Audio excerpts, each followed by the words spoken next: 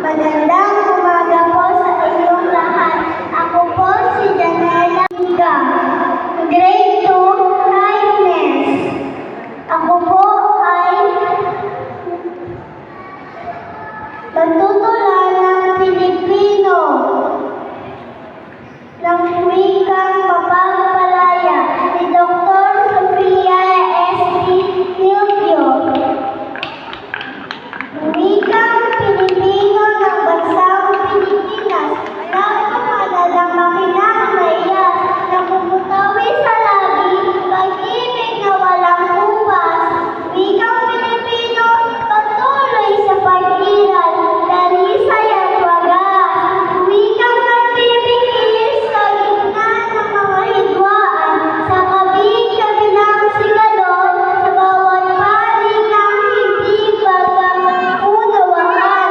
Ito'y nawawasan sa pagpapairal ng diwang puno ng malasakitan. Literacy ang tugon sa mga naimbak na kamangmangan. Dahil kayo manggi ang daan ng Pilipino, hindi patintinag at sa halip na matikom ang mga kamao. Handang ipaglaban ang kalayaan sa paglikas ng mga braso. Kasabay ang pagsasabi, Pilipino ang wika ko! Pilipino tayong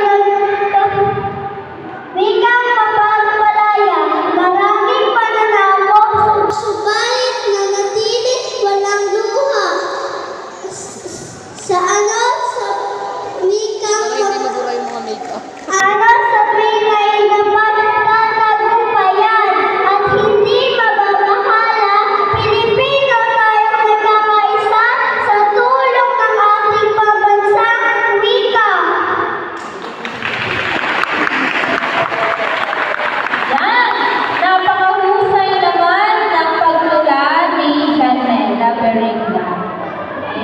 Pilipino raw po tayong nagkakaisa sa tulong ng ating pambansa.